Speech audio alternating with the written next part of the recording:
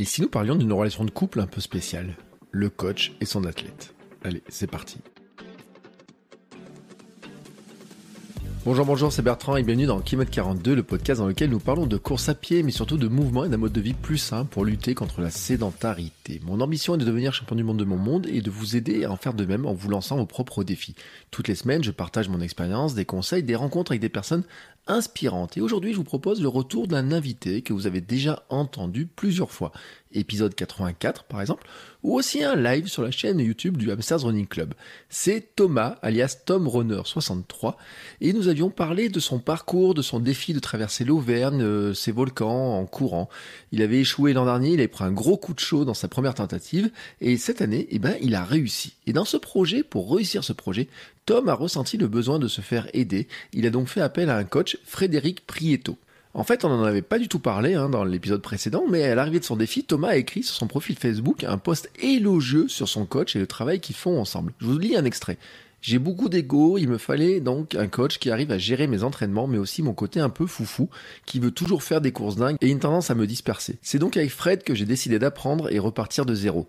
Franchement, c'est un vrai luxe quand quelqu'un analyse et te propose ce que tu as besoin pour réussir. Alors, en lisant ce post, j'ai proposé à Thomas de revenir, mais avec son coach, bien entendu, pour creuser cette relation entre coach et coaché, entre le coach et son athlète. Pourquoi est-ce que Thomas a fait appel à un coach ? Qu'est-ce que son coach lui apporte et comment travaille un coach, et notamment Fred, qui est le coach de Thomas, et qu'est-ce qu'il apporte à son athlète, comment il s'adapte à son athlète, et comment finalement les deux progressent, parce que c'est vraiment un couple, j'ai envie de dire, comment ils progressent tous les deux, l'un dans ses objectifs et l'autre pour accompagner l'athlète et pour mieux le comprendre et encore pour mieux l'aider. Je pense que cet épisode répondra probablement à des interrogations que certains se posent sur l'intérêt ou pas d'avoir un coach. Moi-même, c'est une question que je me suis posée, j'étais passé par un coach l'an dernier, car même pour nous qui sommes des athlètes amateurs, on a par moment besoin d'aide pour devenir champion du monde, de notre monde. D'ailleurs, en parlant d'aide, c'est justement le but du Hamsters Running Club, la communauté bienveillante. Vous savez, si vous avez des questions, si vous avez besoin d'encouragement, si vous avez aussi des conseils à apporter, bien entendu, vous pouvez venir rejoindre la communauté. Alors, elle n'est pas sur Facebook, elle n'est pas sur Twitter, sur Instagram. Elle est dans une application, je vous mets le lien dans les notes de l'épisode. Vous pouvez la rejoindre, c'est gratuit. Vous pouvez mettre des petits commentaires, des petits messages. Vous pouvez découvrir ce que disent les autres et puis vous pouvez même les entendre parce qu'il y a tout un tas de fonctionnalités qui vont autour du club. Mais tout ça, je peux pas trop vous en dire parce que tout ce qui est dans le club reste dans le club. En revanche, ce qui est public comme commentaires, ce sont bien sûr les commentaires sur Apple Podcast. Mais si vous pouvez pas mettre de commentaires sur Apple Podcast, je vous une autre solution pour vous, c'est venir mettre un petit commentaire sur une application qui s'appelle Tumult Podcast. Je vous mets aussi le lien dans les notes de l'épisode. En fait, vous pouvez écouter tous les épisodes de podcast directement dans l'application et mettre des commentaires à la seconde près. Quand vous entendez quelque chose qui vous intéresse, vous pouvez mettre un petit commentaire et réagir directement à ce qui a été dit. Alors n'hésitez pas à venir mettre des commentaires, n'hésitez pas à faire des retours et même d'ailleurs poser des questions parce que ça peut donner des idées pour de futurs épisodes en sachant vraiment comment je peux vous aider avec des épisodes qui vous aideront encore plus. Voilà, il est maintenant temps d'enfiler les baskets et d'en découvrir encore un peu plus sur cette relation entre coach et coaché. Allez, c'est parti avec Thomas et Fred. Bonjour à tous les deux. Salut. Comment allez-vous ? Bah écoute, en super forme, en cette belle journée ensoleillée pour un 15 juillet, tu vois. Mais ça va, la forme. Puis Thomas, je pense que ça va pas trop mal non plus. Bah ça va aussi, oui, nickel. Oui, ouais. Alors c'est vrai que on doit le dire, en Auvergne, comme partout ailleurs, il n'y a pas de jaloux, il fait un temps dégueulasse. J'ai profité d'une toute petite éclaircie tout à l'heure pour aller prendre ma petite demi-heure de soleil. Je vous demande pas si vous avez couru. Pas personne ne demandait, oui. T'as couru aujourd'hui, ouais. Pas aujourd'hui, mais hier. Ouais, moi pareil, j'ai couru hier, pas aujourd'hui, tu vois. Bon, alors, les habitués, ils ont reconnu la petite voix de Thomas. Comment tu vas, Thomas ? Bah écoute, ça va, ma foi, tu vois, j'ai repris l'entraînement après l'ultra, et puis on a déjà bien bossé depuis 2-3 semaines sur la prépa marathon, donc impeccable. Alors, Thomas, on se rappelle de toi, on va pas refaire la présentation. Je renverrai vers l'épisode, je ne sais plus combien, dans lequel tu nous racontais tes projets, tes envies, ton premier échec sur ta traversée de l'Auvergne. Et puis ensuite, on t'avait invité sur le live, tu nous as raconté en partie ta réussite. Mais il y avait un élément, moi, vraiment, qui était important. Et c'est pour ça que vous êtes deux aujourd'hui. C'est que dans la photo, je crois, que tu publies le lendemain de ton arrivée, tu as été élogieux, mais vraiment élogieux, enfin, vraiment, avec ton coach. Bah oui, parce que, tu vois, comme tu dis, Le premier coup, je me suis raté. Et là, on a bien bossé tous les deux. Et ça a été une réussite, en fait, totale, malgré les conditions météo qui étaient... je ne sais pas les mots, mais... Et du coup, en fait, tu vois, j'ai bien compris que j'avais pu passer un cap et que, il fallait bosser, avoir des façons d'approcher un peu l'événement différemment. Et du coup, j'étais content d'avoir réussi, mais tu vois, fier aussi d'avoir pu mettre en application un peu ce que Fred m'avait un peu m'a appris et tout ça. Donc, il y avait un peu de pression. Du coup, j'étais content. Bon, la vérité, c'est que je l'ai payé très très cher pour qu'il soit élogieux, en fait. Oui, non, mais ça moi, après, j'ai aucun doute, de toute façon. Mais, non, parce que on sait, de toute façon, le coach, il a un avantage. Hein. Il a dit, oui, écoute, Thomas, si tu dis pas du bien de moi, de toute façon, je te fais courir 10 fois plus. Ouais, c'est un peu ça, ouais. C'est exactement ça, t'as tout compris. Parce que c'est bien sympa, courir avec un coach, mais t'emballes, à l'entraînement. Ouais. Donc, et justement, on va parler de cette relation-là parce que c'est ce que je trouvais intéressant en fait, c'est que t'as vraiment dit, c'est vrai que t'as vraiment expliqué, t'as vraiment dit que t'avais réussi ce deuxième fois cette traversée. Alors on va rappeler quand même, tu vas nous rappeler le principe de cette espèce de défi un peu ce petit mythe auvergnat quand même, hein. On peut l'appeler comme ça parce qu'il y en a certains qui s'y sont cassés les dents. Toi tu l'avais fait l'expérience de te casser les dents dessus. Rappelle-nous le parcours. Alors le parcours, tu pars du Cantal, pas très loin du plan du Cantal en fait, et en fait il faut traverser le plan du Cantal, le Puy-Marie, et après rejoindre toute la partie Sancy, faire les crêtes du Sancy, on n'aurait pas pu le monter parce qu'il y avait beaucoup trop de neige, mais on est passé sur les côtés, et après rejoindre les crêtes du Sancy, redescendre le col de la Croix-Morand pour après rejoindre la chaîne du Puy et finir sur le Puy-de-Dôme. Donc 157 km et 5000 de D+. Voilà, et tout ça non-stop en courant tout le long, tout le long, on essaye de courir un peu maximum, et puis voilà, quoi, c'était une bonne traversée des volcans en fait. Voilà. C'est une belle balade, une belle promenade. Ouais, c'est une belle balade. Hein. C'est une belle balade. Alors, il faut se rappeler, on l'avait dit, que c'était la trace de Thomas Laure Blanchet que tu suis au mètre près. Oui, presque, ouais, sauf la fin, là où tu vois, en fait, au début, on avait pris le part de monter le Sancy comme lui. Et en fait, il y avait 4 mètres de neige, je crois, à ce moment-là, sur le Sancy. Donc, du coup, on a pris sur le côté. Mais alors, ça a été aussi une sacrée aventure parce qu'il y avait bien 2 mètres de neige aussi. Donc, finalement, on a eu notre part de neige. Disons qu'entre 4 mètres et 2 mètres, t'as choisi 2 mètres. Ouais, j'ai choisi 2 mètres. Oui, alors, la question qui se pose quand même, c'est... Et là, le coach, il va pouvoir nous dire, c'est est-ce que il y a des athlètes comme lui là, comme ce gars là, qui à chaque fois qu'il part faire le truc, il a des conditions météo qui semblent totalement extrêmes. Ça, c'est ce qui s'appelle la malchance. Hein. Ouais. Alors, ce qui va m'intéresser aussi, c'est est-ce que vous aviez envisagé au départ, parce que je rappelle quand même que l'an dernier, t'avais pris un coup de chaud, Thomas. Oui. Là, tu es parti à quelle date? Je suis parti, c'était le 22-23 mai. 22-23 mai. Ouais. Et en fait, on en parlait avec Fred parce qu'on a repoussé un peu du couvre-feu, du confinement, ça, on repoussait sans arrêt. Mais on avait fait une préparation sur tant de semaines. Donc c'était très difficile de repousser sans arrêt. Et disons que ce qui se passe, c'est quand on part sur des préparations qui s'approchent des 20 semaines, surtout sur de l'ultra où il y a quand même des blocs de travail qui sont importants. Il y a un moment donné, on ne peut pas repousser éternellement parce que le corps fatigue et finalement après, il n'y a plus d'intérêt. Et on rentrerait dans l'indogérosité. Donc ça, c'est forcément à éviter, quoi. C'est pour ça ce que je lui avais dit. On s'était donné la date du 22 ou 23 mai, je me rappelle plus. Donc c'était dit, si jamais cette date-là ne fonctionne pas en fonction de la météo ou du confinement, etc., on stoppera la préparation. Alors c'est dur à encaisser, mais à un moment donné, il faut l'accepter aussi, quoi. Voilà. Donc vous étiez donné un petit cap comme ça, et puis en disant, il faut des conditions. Si il y a quoi, tu t'as dit, il y avait de la neige au Sancy, c'était... C'était le cas de figure, c'était parce qu'une semaine avant le Puy-Marie, on pouvait pas le franchir. On était dit si on peut franchir le Puy-Marie, on tente. Donc on a tenté et puis après on a avancé au gré des kilomètres et puis voilà, on a même eu un peu de soleil sur la fin. Waouh, ça, alors quand même, ça c'est extrêmement cool. Et donc, tiens, je suis retombé j'ai refait la page, et donc on va quand même dire maintenant, hein, Thomas, je vais te laisser présenter ton coach. Tu vois, je vais te dire tranquillement, coach, c'est le moment où il va sortir de la brosse à reluire. Après, on pourra dire du mal de Thomas. Mais là, vraiment, comment tu choisis Fred comme coach? Pourquoi? Et qu'est-ce que tu dirais en quelques mots de ce qu'il t'a apporté? Alors Fred, on s'est rencontrés grâce à mon meilleur ami Laurent. Et Fred, en fait, il est le propriétaire de la salle où travaille Laurent, la salle de sport. Et du coup, en fait, on a sympathisé un peu comme ça. Après, on a tous les deux voulu faire le marathon de Nevers l'année dernière. Seul marathon qui est plus courir. Et de fil en aiguille, je lui expliquais un peu que j'avais abandonné, que j'avais mal vécu, que j'aimerais bien le refaire, mais que je voyais pas comment je pouvais gommer toutes les erreurs que j'avais pu faire non plus. Et donc, il m'a proposé de m'entraîner. Au départ, c'était plus sur marathon, semi-marathon. Et puis, avec l'annulation des courses, je lui ai dit, je vais retenter mon défi.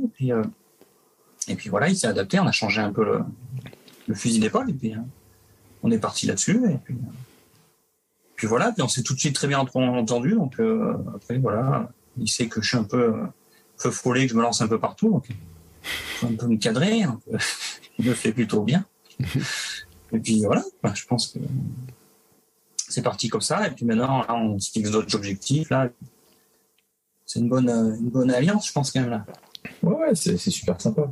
Ouais. Bon, allez, maintenant. Ouais, c'est l'heure de se présenter, coach. Parce que maintenant qu'on a laissé parler Thomas comme ça, je vais te laisser te présenter, dire en quelques mots qui tu es, quel est ton parcours, et qu'est-ce qui t'amène à coacher des gars là, comme Thomas là, qui ont des défis dans la tête. Ouais. Pour faire simple, alors, donc, moi c'est Frédéric Prieto. Voilà.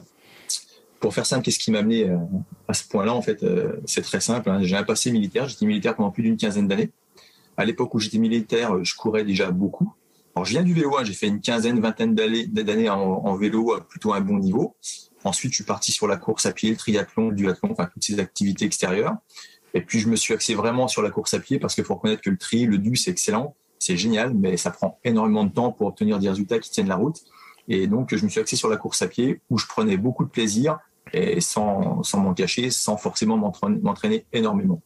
Puis après, comme on le sait tous, l'avantage de la course à pied, une paire de baskets, un short, on met ça dans le coffre, on part en vacances à droite, à gauche, on peut courir. Donc ça, c'est assez sympa. Donc voilà. Et donc dans le parcours, un parcours militaire, un peu plus de 15 ans, où là déjà, je faisais partie des bons coureurs à pied, ce qui m'a permis de participer au championnat de France de cross-country, etc., ce qui relève déjà d'un bon niveau. Et puis j'ai quitté l'armée pour vivre de ma passion, en fait, étant passionné de sport depuis gamin. Je me suis orienté sur un diplôme d'éducateur sportif. Donc j'ai passé mon diplôme et j'étais très très axé à l'époque, parce que ça c'était en 2008, sur l'activité santé en fait. J'ai toujours parti du principe que l'activité physique était essentielle à la santé. Donc j'ai passé un diplôme universitaire de médecine sportive thérapeutique afin forcément de maîtriser un petit peu mieux ce discours-là. Et de fil en aiguille, j'ai rencontré des personnes dans ma vie qui m'ont permis d'avancer, notamment un grand dirigeant d'enseigne nationale au niveau de la remise en forme. Donc j'ai créé mes 2 clubs de remise en forme que j'ai très axé sur le côté qualité, confort, convivialité et santé. Ce groupe s'est arrêté parce que l'enseigne a été revendue et aujourd'hui je suis parti sur un autre groupe qui s'appelle, je peux le citer, ouais, y a pas de problème, ouais. Oui. Ouais, un groupe qui s'appelle Elantia, qui justement est la seule enseigne nationale aujourd'hui labellisée santé, au cœur de laquelle forcément je peux m'éclater parce que tout le public qu'on reçoit vient, alors forcément, il y a tout horizon, il y a des gens en pleine forme, des sportifs, mais on touche énormément également les gens pas forcément sportifs à la base, et beaucoup de gens et de plus en plus qui ont des pathologies, alors bénignes parfois, mais parfois un peu plus compliquées. Et le but justement, c'est de les remettre sur pied, de leur permettre de vivre au mieux malgré leur pathologie. Donc ça, c'est la première étape. Ensuite, en parallèle à ça, malgré les clubs, etc., j'ai toujours continué de m'entraîner, de courir, d'essayer d'entretenir un niveau de performance qui tienne un peu la route. Et puis, j'ai rencontré quelqu'un que je peux citer qui s'appelle Johan Vincent, qui est un ancien triathlète de haut niveau, qui a été champion de France, etc., qui a créé une société qui s'appelle Lifetree. Et depuis quelques années, en fait, il me proposait de travailler avec lui pour avoir mes athlètes à moi. Et puis, j'ai profité du confinement, en fait, qui m'a permis d'avoir un petit peu de temps pour moi, pour me lancer sur cette activité de coaching plutôt privé. Donc j'ai créé une petite société par l'intermédiaire de l'Effigie Livetree, et c'est ce qui m'a permis, tu vois, aujourd'hui j'ai une dizaine d'athlètes. J'en cherche pas beaucoup plus parce que j'ai quand même pas mal d'activités avec mon club à côté, plus d'autres activités parallèles, et je préfère avoir un quota d'adhérents, enfin de clients minime, mais m'en occuper super bien, plutôt que de dire j'ai 50 clients privés et puis leur faire des programmes qui soient pas forcément hyper sérieux et privés, quoi. Donc voilà, c'est ce qui m'amène aujourd'hui justement à la fois avoir mon club de sport où je touche beaucoup de clients, ma petite activité privée où là je fais essentiellement de l'activité running, mais je pars vraiment de la santé à la performance. Et puis en parallèle à ça, on en reparlera peut-être, mais je travaille actuellement sur le développement d'une application dédiée au running. Voilà. Donc je pense m'être plutôt bien présenté. J'ai oublié de citer l'âge. 47 ans, voilà, bientôt 48 d'ailleurs. Oh bah dis donc. Et il carbure quand même, hein, le coach là. Mais... Il en fait des choses. Hein. Non mais en fait c'est drôle parce que Thomas t'es un petit peu quand même toujours à courir à droite à gauche. Là il y a quelques jours t'es monté à Courchevel, il y a un tremplin à l'envers, tu le montes, tu dis bon je vais monter le tremplin à l'envers. Enfin voilà, je t'ai vu partir à droite à gauche. T'es parti où? T'as couru au Mont-Saint-Michel? T'as fait quoi là ces derniers temps là? Oui, Mont-Saint-Michel, j'avais fait le Ventoux, j'avais fait pas mal de choses, ouais, mais mais j'ai un côté chien fou, c'est pour ça. Mais je lui demande parce que du coup, il adapte après. Tu vois, là, j'ai profité de Courchevel, c'était un coup de tête parce que j'ai été invité sur la course. Et en fait, c'est bien tombé parce que c'était une semaine où j'étais un peu plus light au niveau entraînement. Donc comme ça, j'ai dit à Fred, écoute, sur un coup de tête, je vais faire le tremplin. Et voilà. Et c'est un peu comme ça tout le temps, ouais. Bon, après, tu vois, on a fixé un calendrier cette année. Non, après, il faut reconnaître qu'entre le début où on a commencé justement cette association-là, au début, comme il le dit, il était un petit peu chien fou, c'est-à-dire que je lui faisais sa semaine de programmation, je voyais qu'il s'était pas forcément hyper suivi, qu'il y avait un peu plus, un peu moins, qu'il fait différemment. J'ai recadré gentiment, parce que quand tu es coach comme ça, le but, c'est pas non plus de toucher purement la performance, c'est aussi se familiariser avec ton athlète, et puis de lui faire plaisir. Donc si moi le mec il me dit j'ai envie de courir aujourd'hui, je vais pas lui refuser de courir aujourd'hui, sauf si on s'approche vraiment d'un objectif. Et à un moment donné, il faut être cool aussi. Mais finalement, il s'est quand même bien recadré. Et puis bon, il y a eu la préparation de l'ultra qui a quand même été un objectif important pour lui et une réussite. Et aujourd'hui, on part sur du marathon où là, on va axer les choses un peu plus pointues parce qu'il est en recherche d'un résultat qui commence d'être sérieux. Donc forcément, derrière ça demande d'être appliqué puis de suivre le programme entre guillemets à la lettre, même si j'aime pas trop m'exprimer comme ça. Donc voilà. Donc il fait le chien fou, mais il l'est un peu moins quand même. Ouais, et je crois quand même que j'ai souvenir, il me semble, Thomas, que les premières séances, en tout cas, il y a certaines séances, t'as trouvé que ça piquait d'avoir un coach. Hein. Ouais. Ce que je disais, j'allais me coucher tôt. Parce que on a tout changé, en fait. Tu vois, moi, je courais plus sur un peu à l'instinct et même de longue distance, avec des kilométrages plus, des allures plus dans les types de chronos que je voulais faire. C'était un peu toujours la même répétition. Et là, on a tout changé, en fait. Et on met énormément d'intensité, des fois sur plus courte distance. Des fois, je cours beaucoup moins dans la semaine, mais avec beaucoup plus d'intensité. Et par exemple, la semaine dernière, j'ai dû faire que 30 ou 35 km, mais j'étais carbonisé le dimanche. Disons que ce qui se passe c'est mon fonctionnement, et je dis pas que c'est le bon fonctionnement parce que chacun sa méthode, on est des milliers de coachs, il y en a des très bons, etc. Et le but c'est pas de rentrer là-dedans. Mais moi je pars du principe que j'essaye de privilégier la qualité sur la quantité. Aujourd'hui, je vois trop souvent des gens qui s'entraînent 6, 7, 8, 9 fois par semaine, qui ont des bons résultats. Mais je reste convaincu qu'en faisant peut-être 4-5 fois par semaine, il pourra avoir les mêmes résultats, voire mieux, en évitant d'engendrer trop de fatigue. Ce qui a beaucoup fatigué Thomas, en fait, c'est justement cette modification d'entraînement. Parce qu'en fait, il se fatiguait plus avant, je pense. Mais le fait de changer les choses, forcément, il y a un moment donné, il faut que le métabolisme réagisse, il faut que le corps accepte, ce qui fait que pendant un laps de temps, on se dit « mais qu'est-ce qui m'arrive ?» Mais aujourd'hui, il fait quelque part des séances beaucoup plus dures que ce qu'il a connu avant, et ça passe très très bien. Donc voilà, donc c'est le temps de modification qui est important. Oui, mais c'est aussi ça l'apport du coach, parce que finalement, ce sont des nouvelles méthodes. Moi, j'ai un exemple au club avec quelqu'un qui court le marathon, qui en a fait 8, je crois. Et le coach du club lui a dit, oui, mais tu devrais mettre des séances de code dans tes entraînements. Il lui a dit, mais attends, j'ai couru 8 marathons, j'ai jamais fait de séance de code. Il dit, mais essaye. Et tu vas voir l'impact, etc. ça peut faire. Ça sert aussi à ça, c'est-à-dire de dire, t'as peut-être fait comme ça pendant un certain temps, tu peux essayer d'autres méthodes. Exactement. Et surtout, ce qui est important, c'est que des fois, on va mettre en avant la qualité du coach, mais il n'y a pas que ça qu'il faut prendre en compte, quoi, parce que, comme je dis, chacun est très différent. Et on ne peut pas se permettre de dire ma méthode est la bonne et je l'adapte à tout le monde. Il faut s'adapter à la personne, à sa vie personnelle, parce que, comme je le dis, quand je prends un athlète en compte, forcément, je prends en compte son objectif, ses capacités, mais il y a aussi sa vie. Et ça, c'est hyper important. D'ailleurs, tout le monde le sait quand on prépare un marathon. Même l'entourage familial a son importance parce qu'on va devenir un petit peu égoïste, on va penser un peu plus à soi pendant un laps de temps parce que ça demande quand même beaucoup d'entraînement, parfois de jouer un peu sur l'alimentation, d'éviter les sorties, etc. Et on rentre dans un système qu'il faut accepter, même à côté. Donc voilà, donc c'est pour ça, il y a beaucoup de paramètres en compte, quoi, à prendre en compte, pardon. Et tout à l'heure, quand j'y réfléchissais en marchant, en fait, je pensais à notre discussion, et c'était drôle parce que je me disais, Thomas, ça se trouve, il y a des semaines, il a son coach au téléphone plus souvent que sa femme. C'est vrai qu'on s'appelle souvent. Ouais, on s'appelle assez souvent. Et on débriefe pas mal. Et c'est vrai que oui, ça. C'est vrai. Des fois, on discute. Sur une journée de boulot, des fois, on discute plus sur les deux au téléphone que quand je rentre à la maison. mais ouais, parce que tu vois, j'ai tellement de choses à apprendre qu'en fait, je te pose des fois 10 questions dans la même journée, quoi. Non, mais tu vois, dans le coaching aussi, il y a quelque chose qui me semble important. C'est qu'effectivement, je reviens à ça, il y a le côté objectif, la performance, atteindre tel ou tel chrono, etc. Bon, ça, c'est une chose. Mais ce qu'un athlète attend aussi, quand je parle d'athlète, je ne parle pas forcément du performeur. Hein. Pour moi, quelqu'un qui a une défaillance pathologique, physique, et qui débute la course à pied, je le considère comme un athlète. Donc voilà.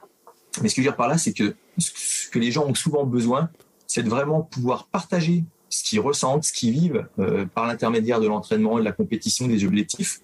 Et c'est vrai, il ne faut pas se mentir, des fois, on n'est pas forcément bien écouté par son entourage, parce que l'entourage n'est pas forcément dans le même trip, ne comprend pas forcément ce qu'on est en train de faire, écoute des fois par politesse, mais sans forcément s'investir ou s'imprégner de ce qui se passe vraiment. Et d'avoir quelqu'un qui est vraiment à l'écoute pour être à l'écoute, on est déjà dans le coaching, quoi. Oui, et c'est ce que je disais aussi souvent, c'est que l'entourage ne comprend pas trop non plus, et puis a des craintes, des peurs, de dire mais arrête de t'entraîner, mais tu vas te rendre malade, tu vas être crevé, tu vas te blesser, enfin c'est facile pour l'entourage, c'est des mots qu'ils peuvent donner comme ça sans se rendre compte en plus d'ailleurs de l'impact, parce que ça peut faire douter. Non, mais exactement. Et puis, c'est tout bête, mais tu pars faire une séance, tu sais que cette séance, elle va être un petit peu dure, tu sais que tu vas souffrir un petit peu. Donc, c'est naturel, c'est humain. Tu te mets une petite pression avant même la séance. Et si ton entourage familial comprend, est content pour toi, te suit vraiment, tu y vas, t'es ouvert à ça, quoi. Donc, forcément, ça se passe bien. Si l'entourage commence de te dire, ouais, attends, t'as déjà couru hier, t'y retournes encore aujourd'hui, on n'a pas le temps, on a ça à faire. Des fois, ça peut être compliqué parce que tu pars avec une forme de tension. Et déjà, ça casse l'efficacité de ta séance et on rentre dans des protocoles, des fois, qui peuvent rendre l'entraînement, la préparation, l'objectif plus compliqué à atteindre. C'est pour ça que ce que j'ai dit tout à l'heure, tout est à prendre en compte, quoi. Comme je disais à Thomas, la première chose que je lui ai dit quand il est parti sur la préparation ultra, c'est est-ce que ta femme, tes enfants, tout ça, est-ce que tout le monde est en accord avec ça, quoi. C'est une de mes premières questions. Ouais. Et Thomas, j'imagine que oui. Oui. En fait, je t'avoue que c'est vrai que c'est compliqué parce que c'est chronophage quand même la course à pied. Bien sûr. Préparation ultra, c'était 5 heures le samedi, 7 heures le dimanche. Sur certains blocs, ouais. Et des blocs de fractionner la semaine. C'était. Et je rappelle quand même, parce que là on parle coach, athlète, etc. Mais Thomas, c'est pas ton métier, t'es pas athlète pro, hein? Ah non. Je travaille dans la finance, moi, donc tu vois, ça n'a rien à voir. Donc, c'est pour ça que je le rappelle, hein, que c'est un élément pour bien recadrer, pour ceux qui n'auraient pas entendu Thomas sur le premier épisode, etc. C'est-à-dire que il n'y a pas besoin d'avoir un athlète de très haut niveau, etc. pour avoir un coach. Hein, et le coach doit s'adapter aussi au niveau et aux grands défis que se lance son coaché. Ouais. Si tu veux, moi j'étais arrivé à mon palier, je pense, où tu vois, je faisais 3,38 au marathon. Je m'amuse, j'adore, moi, courir, c'est vraiment ce que j'aime le plus. Mais j'avais plus à passer ce cap. Tu vois, j'ai raté mon défi l'année dernière. J'étais en train de stagner. Et je me suis dit, j'adore ça. Pourquoi stagner si je peux mettre un petit peu d'autres ingrédients pour arriver à progresser. Donc voilà, on est parti là-dessus aussi parce que, mine de rien, c'est gratifiant quand tu vas à tes records, des machins. Voilà, on aime tous ramener une médaille, on aime tous ramener des choses comme ça. Puis comme tu disais, Bertrand, c'est vrai qu'on parle de coach. Alors, comme je dis, moi j'appelle athlète, mais même la personne qui n'est pas du tout sportive qui débute, je la considère comme un ou comme une athlète. Mais c'est vrai que c'est hyper gratifiant. Enfin, moi en tant que coach, on va appeler ça comme ça, s'occuper d'un athlète qui est hyper performant, qui va tenter de faire un 10 bornes en moins de 30 minutes, etc. Ouais, il y a un côté sympa. Mais ma grosse satisfaction à titre personnel, c'est justement plus m'occuper de quelqu'un qui n'est pas forcément un grand sportif ou limite pour qui le sport, c'est tout sauf ce qu'il a envie de faire. Et demain, de le rendre, entre guillemets, j'insiste bien, sportif, c'est-à-dire quelqu'un qui va faire ses 2-3 séances par semaine, se sentir mieux dans son corps, mieux dans sa tête. Ça, c'est une énorme satisfaction. Mais de toute façon, c'est pas entre guillemets le sportif, en fait, parce que l'autre jour, et c'était une discussion, puis je ferai un épisode dans le sujet, c'est que au départ, on part toujours sur une inspiration, j'ai envie de faire ça, et puis petit à petit, tu mets tous les ingrédients pour y arriver, et en fait, c'est un mode de vie, et j'ai envie de dire, ça a été un mode de vie ultra, quoi. Ah bah, carrément. Ouais. Ah bah, de toute façon, oui, déjà, ça fait tellement partie du quotidien que... Enfin, c'est presque, ouais, tu vis, tu manges, tu cours running toute ta journée, quoi. C'est un peu ça, finalement. Des fois, je mange, je me dis, voilà, attends, ce que j'ai mangé là, demain, je vais pas y arriver après. Si t'es mieux, là, on est dans ce discours-là, parce que quand tu prépares un ultra ou tu rentres dans un côté vraiment performance, oui, à un moment donné, il faut un peu faire attention à tout ce qui se passe autour. Après, et ça fait partie aussi des choses auxquelles j'aspire, c'est, à un moment donné, il faut accepter la condition, la vie et l'envie des personnes. Et tout le monde n'est pas forcément un grand sportif et tout le monde n'aspire pas à devenir un grand sportif. Il y a des gens qui sont juste non sportifs, complètement sédentaires et qui aimeraient accrocher à ça pour se sentir mieux. Et moi, j'ai envie de dire à ces gens-là, on peut devenir, alors c'est pour ça que je dis entre guillemets sportif, tout en continuant de se faire plaisir au resto, se bouffer une bonne glace sur la plage l'été. Et c'est vrai que trop souvent, on s'imagine que quand on rentre dans le côté sportif des choses, on va se priver sur beaucoup de trucs, quoi. Et c'est ça qu'il faut éviter. Faut adapter le sport à la personne. Voilà, c'est vraiment ça. Attention, j'en mange des glaces. Hein. Ouais, moi aussi. Non, mais c'est rassurant. Attendez. Vous mangez des glaces? Non, mais attends. Même pour nos objectifs là ou alors tu vas les garder pour la fin, les objectifs, de dire sur quoi vous préparez. On va garder ça pour la fin. Après, les gens là, ils se disent alors c'est quoi la relation finalement entre coach et coaché? Qu'est-ce qui se passe en début de semaine, à un moment donné, il y a un programme où au tout début vous allez discuter. Comment ça s'est passé? Pour situer aux gens, pour qu'ils disent, pour ceux qui sont intéressés de se dire tiens comment ça se passe. Comment ça s'est passé au tout début en disant voilà, Thomas il arrive, il dit moi je veux faire l'UT, comment tu l'appelles déjà, j'ai même perdu son nom. l'UTDV, Ultra Trail des Vosges. Voilà, l'UTDV. Alors moi dans tous ces sigles, je suis perdu, j'ai travaillé trop longtemps dans l'administration où il y a des sigles partout, je suis allergique. Donc arrêtez-moi avec ces UTMB, UTBA, trucs, voilà, traverser de l'Auvergne en courant. Bertrand, je suis comme toi, moi il faut pas me parler de sigles non plus. Ouais, mais ça c'est l'armée, ça. Attends, tu as 15 ans dans l'armée. Bon, bref. Donc, Thomas, il arrive, il dit, voilà, moi je veux faire ça, etc. Quel est le début ou la préparation? Ça commence par quoi? Par un plan général? Vous en discutez? Comment ça se passe? Non, comme je te disais, quand j'ai rencontré Thomas qui m'expliquait un petit peu ce qu'il recherchait, je lui ai expliqué tout simplement comment moi je fonctionnais. Alors attention, parce que là, ma réponse, c'est pas générale. Je pense que tous les coachs fonctionnent différemment. Donc, je vais parler pour moi, évidemment. Moi, je lui ai expliqué comment je fonctionnais. C'est-à-dire qu'en fait, c'est très, très simple. On se rencontre. Pendant une petite heure, on discute ensemble. Moi, le but de cette conversation, c'est de faire un petit point, un petit bilan avec l'athlète que je rencontre pour justement apprendre, savoir comment il fonctionne. Comment il fonctionne d'un point de vue entraînement, c'est-à-dire voir qu'est-ce qu'il a comme expérience sportive. Ensuite, derrière ça, connaître un petit peu plus la personne. Et là, je vais parler un peu des antécédents santé parce que il peut y avoir de la pathologie ou des choses, des blessures, des choses comme ça. Et puis, comme je le disais tout à l'heure, apprendre à connaître un petit peu comment fonctionne la personne dans sa vie de tous les jours pour que l'objectif qu'on va se fixer ensemble soit réaliste et réalisable. Voilà. Quelqu'un qui a une vie professionnelle hyper chargée, une vie de famille hyper chargée, qui va me dire, moi, je vais m'entraîner 7 jours par semaine, ouais. Et à un moment donné, il faut être réaliste, ça va être compliqué. Donc voilà. Donc le but, c'est vraiment d'avoir une approche la plus exhaustive possible, de manière à vraiment faire quelque chose de réaliste. Ensuite, dans le fonctionnement, c'est très simple. Moi, je propose un appel téléphonique au moins une fois par semaine pour prendre un petit peu de nouvelles, voir comment ça se passe. Bien sûr, parler de l'entraînement, des séances, celles qui ont été difficiles, trop faciles, etc. Et puis à côté de ça, je reste complètement disponible par mail, par texto, où là, j'essaye d'être le plus réactif possible. Voilà. Donc ça, c'est dans le cadre du fonctionnement. Ensuite, je ne fais pas de planification mensuelle parce que je pars du principe que d'une semaine à l'autre, il peut se passer plein de choses. Donc, je préfère envoyer ma planification entre le vendredi et le dimanche pour la semaine d'après et je fonctionne semaine par semaine. Voilà. Donc, à la fois de la disponibilité et de la planification semaine par semaine, même si moi, je sais déjà où je vais aller dans les 2-3 semaines qui vont suivre. Voilà. Et puis après, dans mon relationnel, j'essaye de casser ce côté coach-athlète pour rentrer dans une relation plutôt amicale parce que je pars du principe qu'entre deux potes, on avance toujours mieux que quand il y a un côté relationnel, coach-athlète ou client, etc.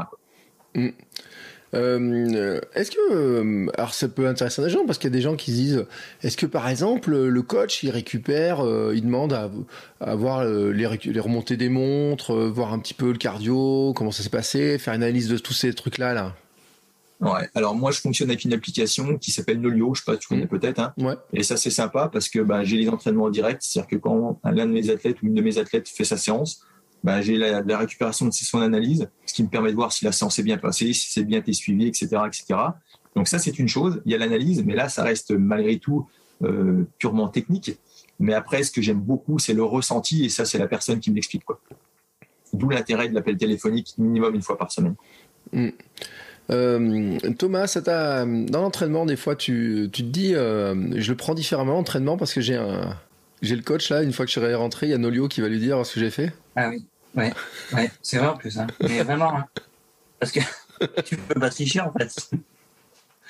Parce qu'avec nos montres, en fait, ça enregistre tout. Alors des fois, il me met un petit mot, respecte bien l'allure de départ.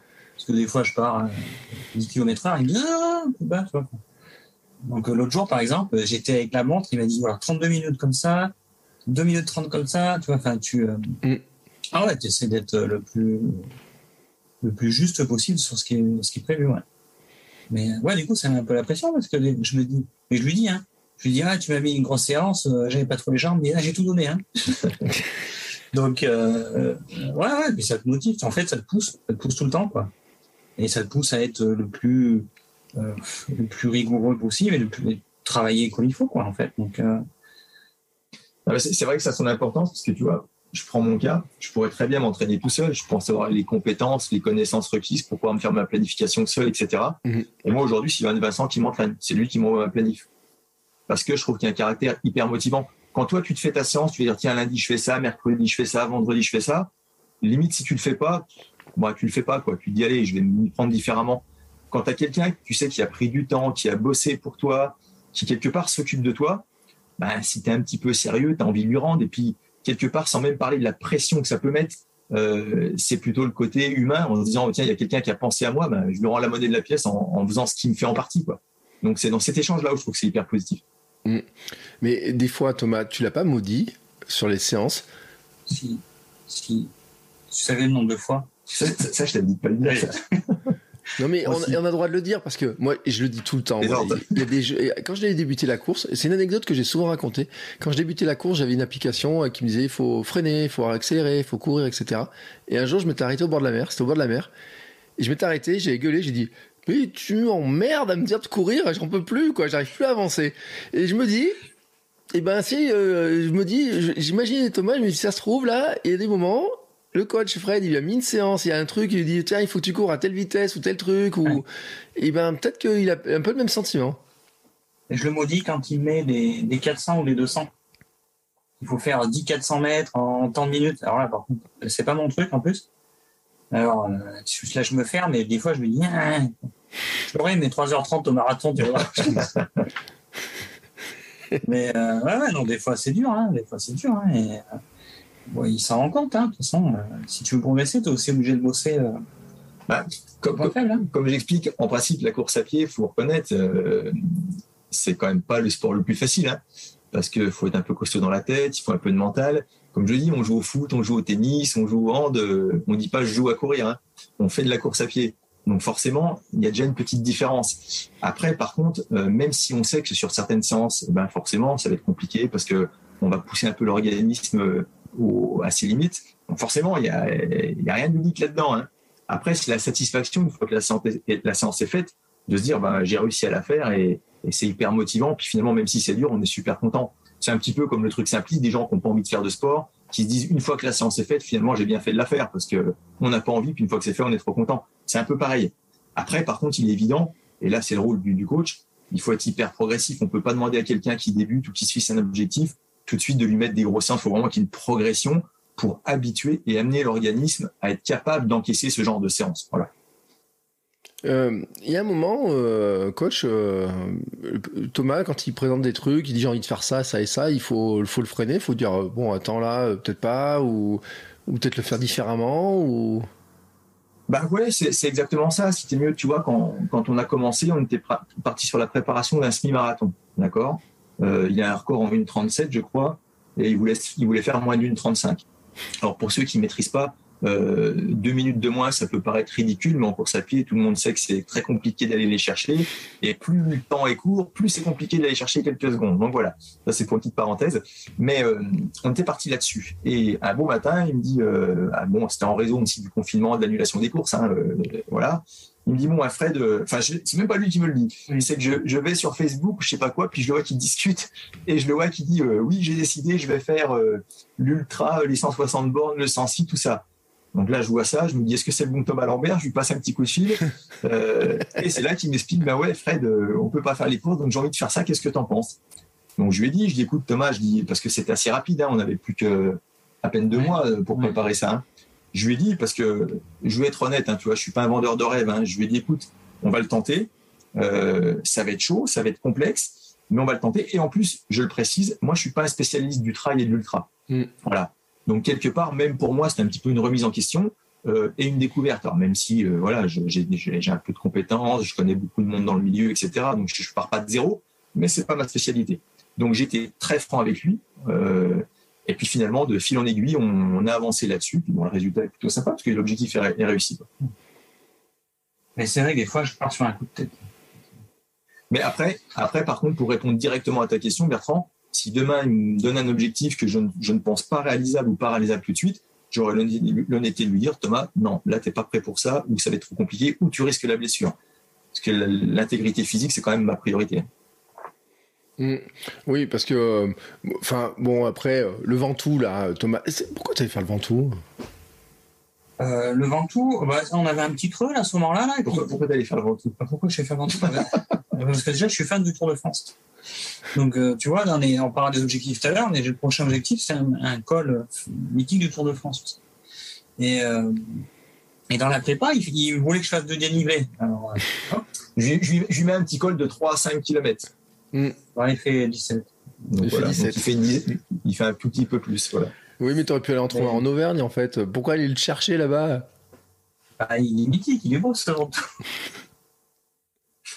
Non, mais je prends aussi beaucoup de plaisir dans tout ce que je fais, donc j'aime bien aller chercher des trucs un peu différents. Ça n'empêche pas d'être hyper concentré la semaine ou pendant 10 semaines de prépa, mais des fois de s'évader un petit week-end et de faire un truc qui change un peu. Ça. Disons que ce genre de choses, parce qu'après, faut prendre en compte l'athlète, et c'est vrai que Thomas, il a ce côté où à la fois, il a envie d'atteindre tel objectif, de progresser sur telle discipline, améliorer son chrono, etc. Mais à la fois, et c'est avant tout, un coureur plaisir. Donc, lui, il voit une belle course, il voit un beau truc, s'il peut participer, il a envie de participer. Donc, comme je lui ai expliqué, quand on est très loin de l'objectif, on peut se permettre ce genre de petit écart. Maintenant, c'est sûr que quand on se rapproche fortement de l'objectif, il faut faire un choix. C'est où on s'amuse, où on tente l'objectif. Voilà. On était loin. Ouais. C'était une petite alors j'y pense quand même parce que en parlant de s'amuser, je le vois beaucoup moins jouer au basket sur son compte Instagram en ce moment. C'est une consigne du coach ou c'est que le basketteur il est devenu vraiment un coureur? Même pas, tu vois, c'est plus manque de temps un peu et puis j'arrive pas à trouver une idée de panier. Alors si jamais t'as une idée de truc un peu dingue, n'hésite pas à m'envoyer. Parce que je vais le rappeler pour ceux qui n'ont pas écouté les premiers épisodes, c'est que je pense que tes vidéos qui ont le plus de succès sur ton compte Instagram, c'est totalement dingue. C'est celle où tu mets des paniers depuis une échelle, depuis ton toit, depuis je ne sais où.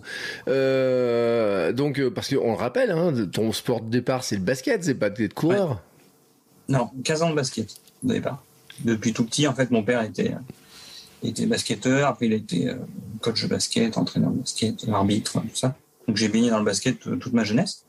Et ouais, j'ai gardé un peu cet amour aussi du jeu, quoi. Donc, mais j'en fais encore avec mes enfants du basket, donc c'est sympa. Mais un peu moins. Et alors, tiens, ça m'intéresse justement pour le coach cette question, parce que quelqu'un comme ça qui vient du basket, par rapport à quelqu'un qui viendrait du foot, qui viendrait du hand, parce que j'en ai qui ont fait du hand dans les anciens invités, j'en ai eu qui ont fait du foot, j'en ai qui ont fait il y en a qui courent toute leur vie, mais ceux qui courent pas toute leur vie, enfin que pour courir, mais qui courent après un ballon, c'est pas pareil. Puis courir sur un terrain de basket, ça fait quoi, 20 mètres de long un terrain de basket, Thomas? Ouais, à peu près, ouais. Terrain de foot, ça en fait 90 mètres. C'est des musculairement et tout, on est tous fait différemment, quoi.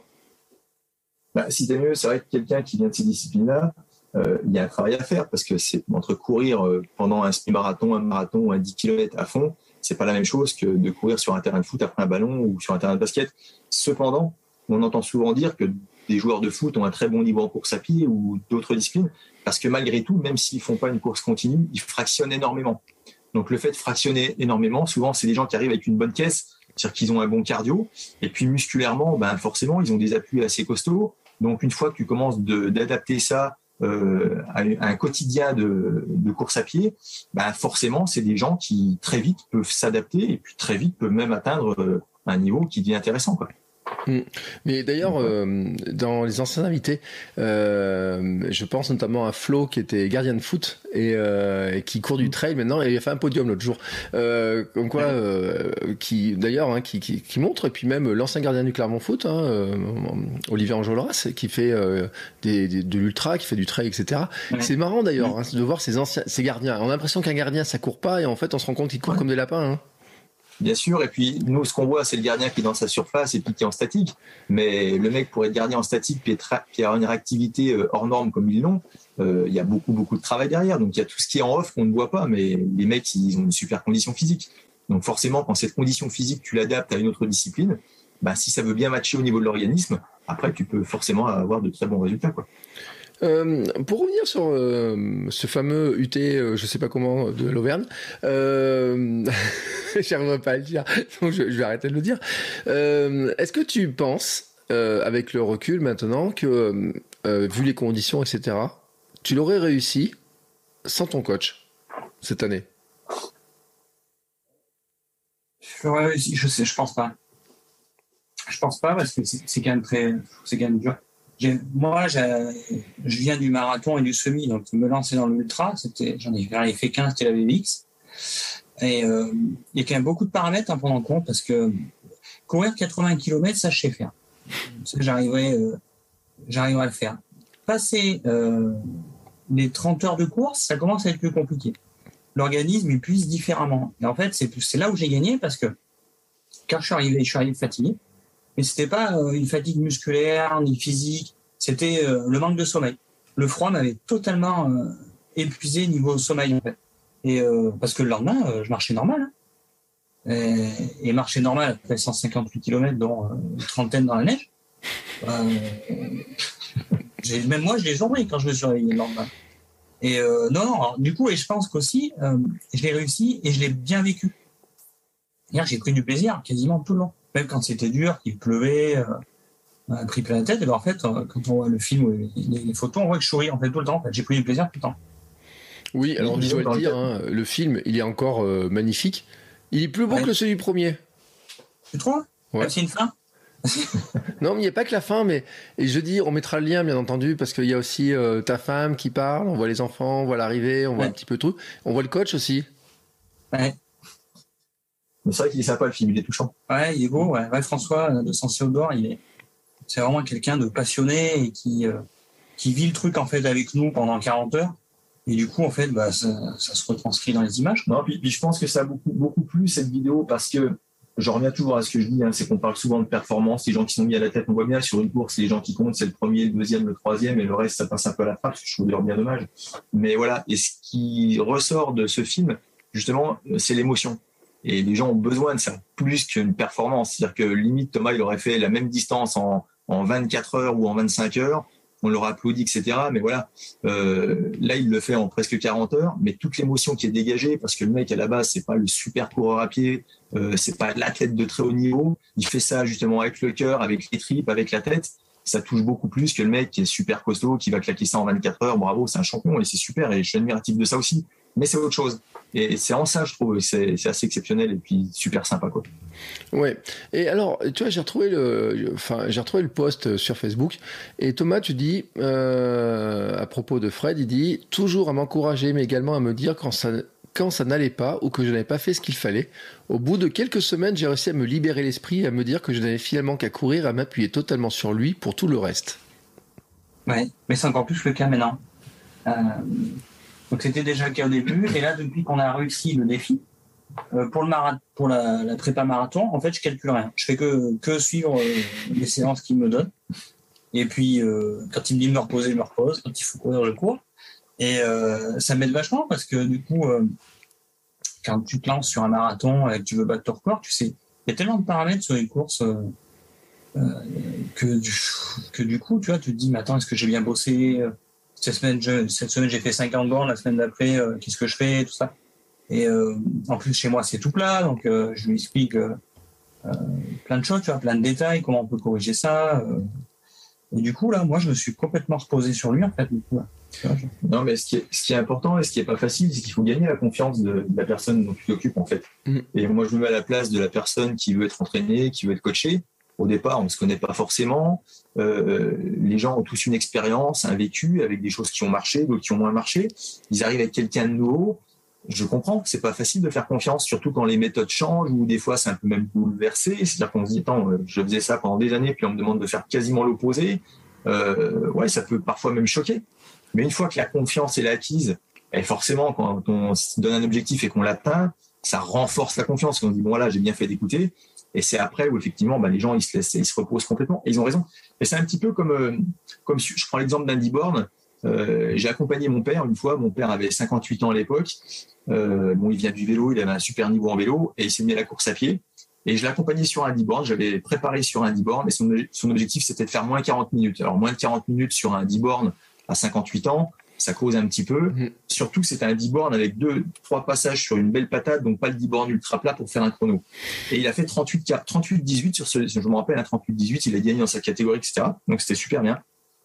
Mais cette course-là, en fait, il n'a pas eu à réfléchir parce qu'à la fois, il y a eu la programmation, tout le déroulement de programmation, et je l'ai accompagné. C'est-à-dire, je lui ai dit, c'est simple, tu te mets derrière moi je me mets à l'allure, toi, tu as juste à courir, tu réfléchis même pas.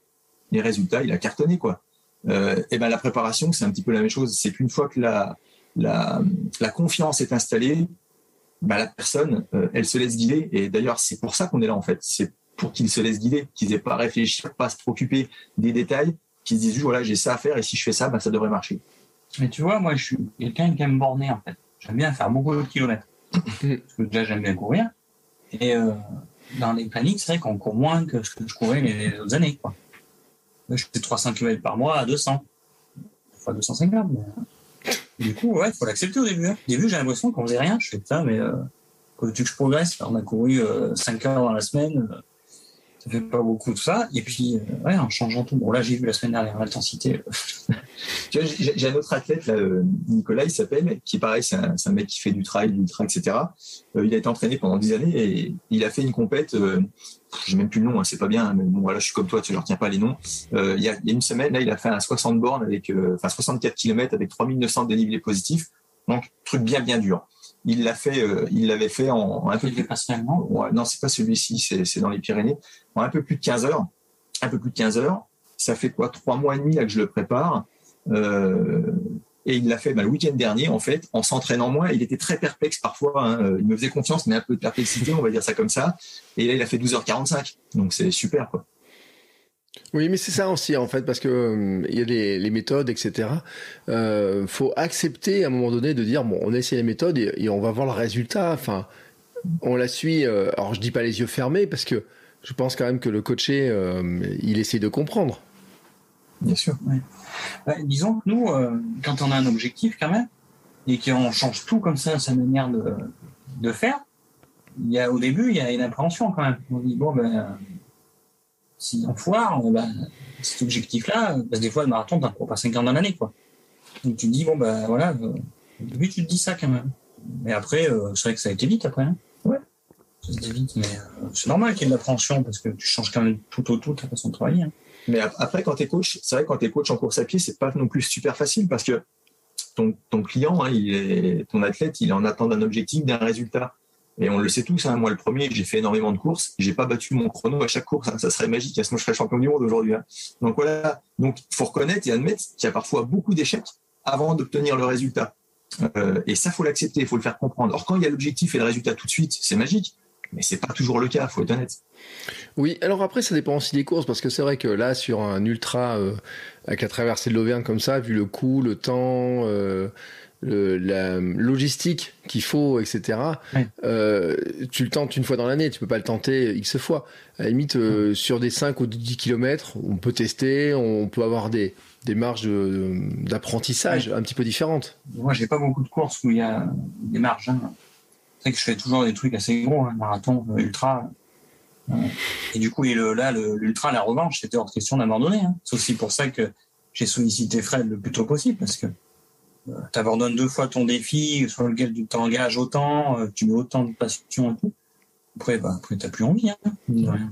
Non, mais après, comme je l'expliquais, hein, tu as des mecs, des athlètes de très haut niveau, dont c'est la spécialité, ils vivent pour ça, et des fois ils se plantent, hein, des fois ils passent à côté, parce que malgré tout, ça reste une course d'un jour, alors même si ça peut durer 2 jours, mais ça reste une course d'un jour où l'organisme peut très bien, ce jour-là, ne pas répondre favorablement. Hein, donc ça peut arriver aussi. Hein. Et des fois, il faut accepter que c'est pas forcément dû à la préparation. Hein. Ça peut être le mauvais jour. Alors même si le but du coach, c'est d'amener la personne au niveau optimal le jour J, mais il faut pas se mentir, c'est pas toujours facile à faire. Hein. Alors, on parle de coach global finalement, et les gens vont se poser la question, et moi je me la pose en premier.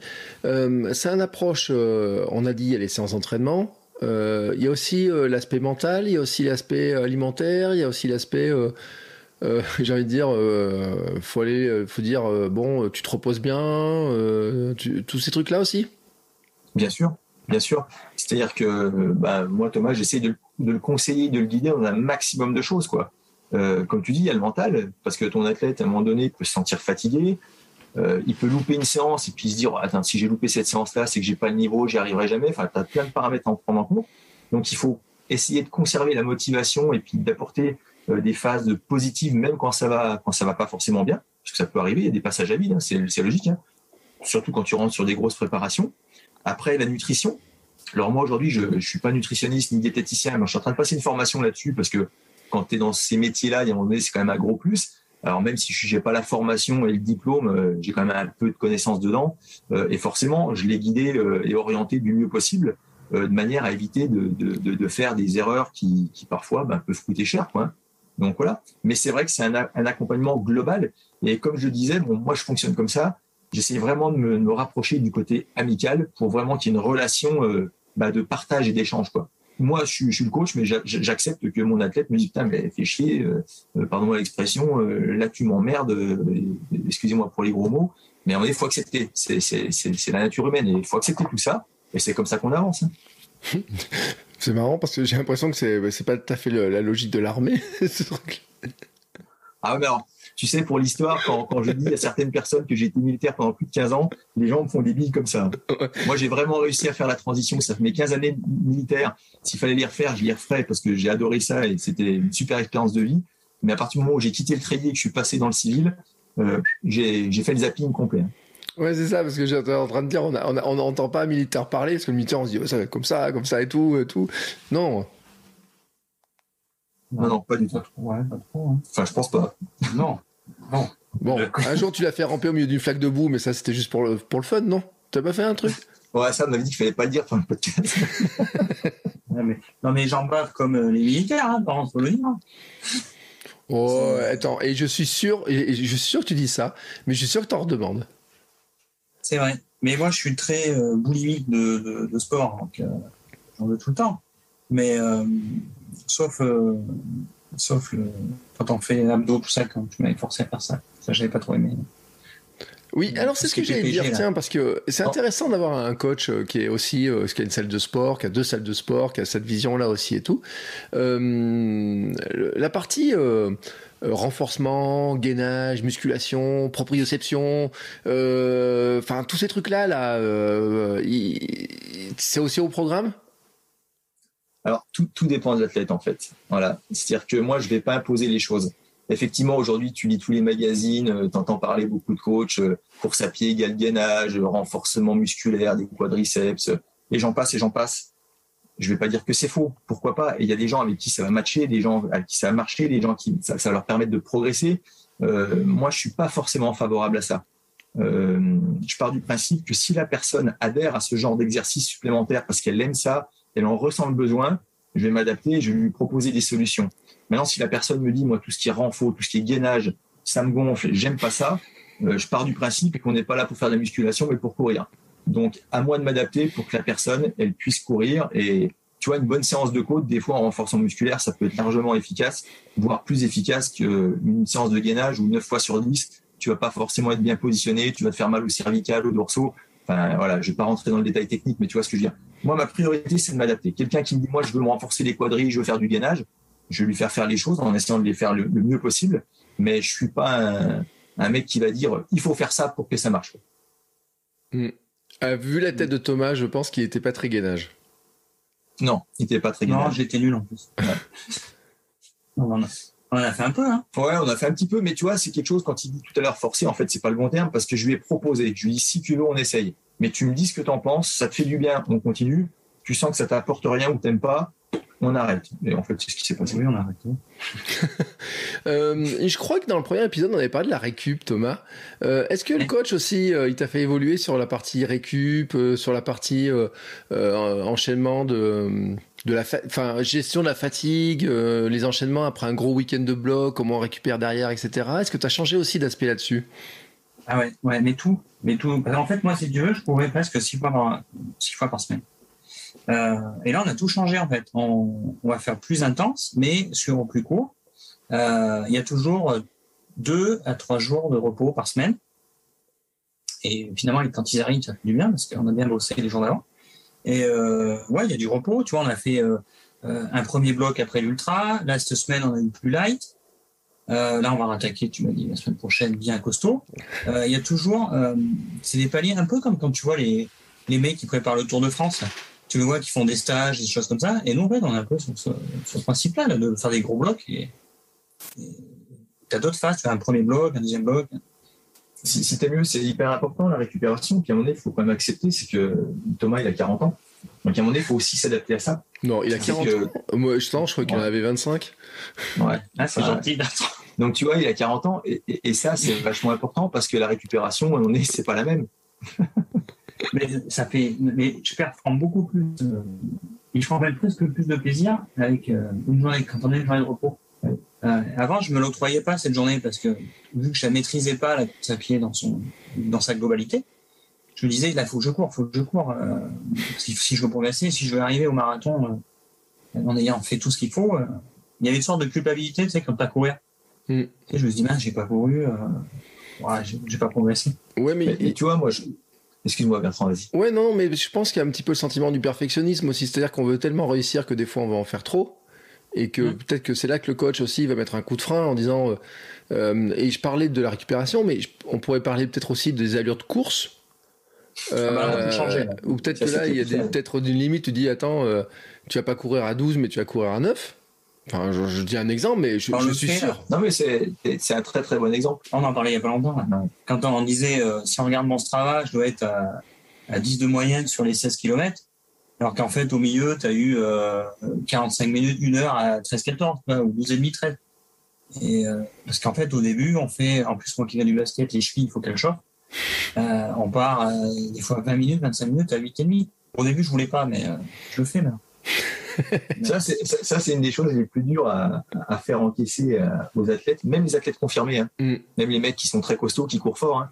Tu vois, j'ai eu la chance de passer mon diplôme d'éducateur sportif à Fontainebleau, donc anciennement le bataillon de Joinville, et j'ai côtoyé donc des athlètes de très haut niveau, hein, des Kenyans qui étaient en préparation pour faire moins de 2,15, moins de 2,10 sur le marathon, etc.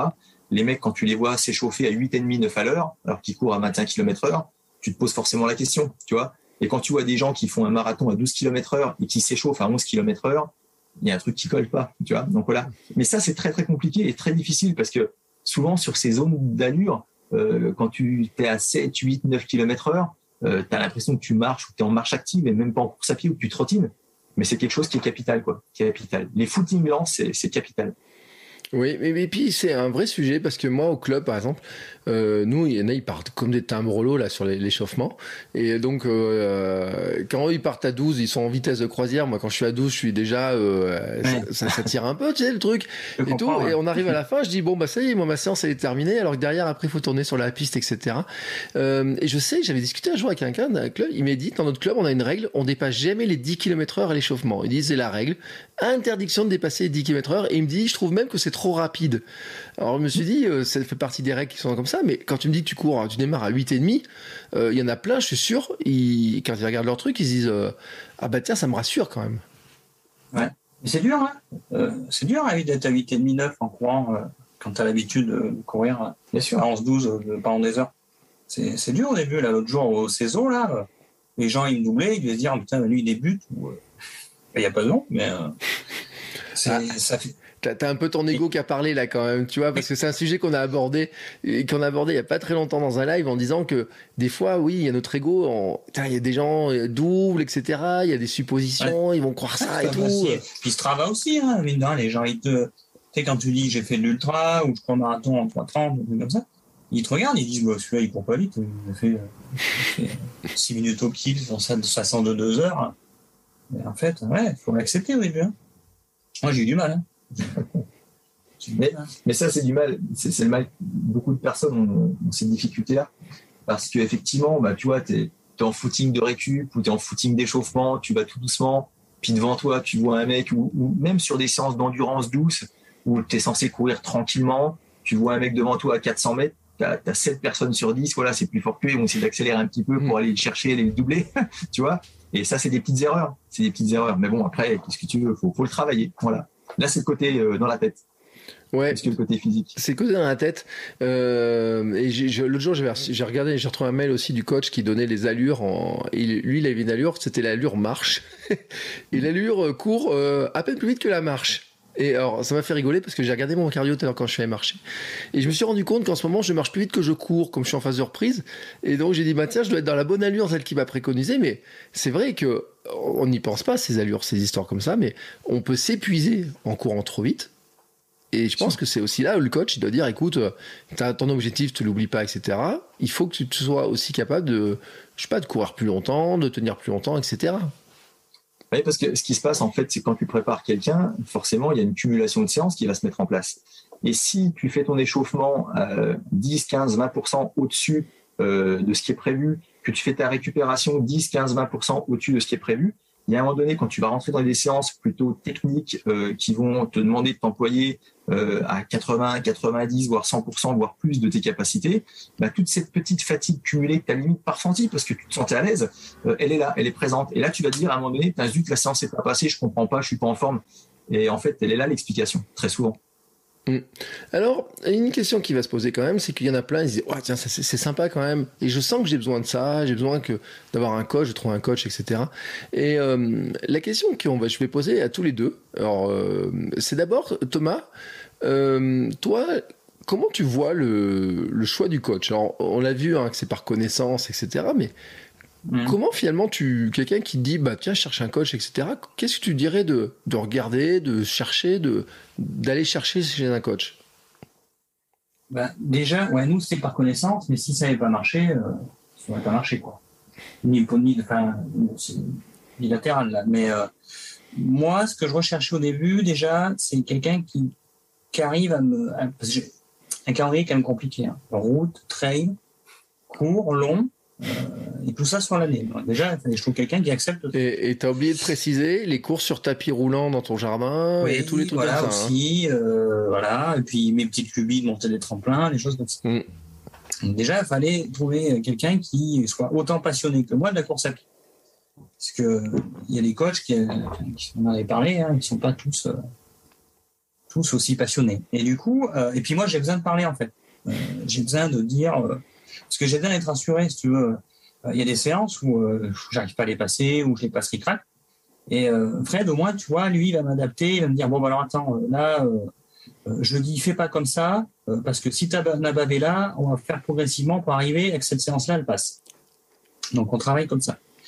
Et donc, il faut quelqu'un à l'écoute. Et moi, c'est ce que je recherchais. Et puis, je veux progresser aussi. Donc, du coup, il m'explique les choses aussi. Pourquoi on fait la VMA, pourquoi tu cours à 75% et pas 80%.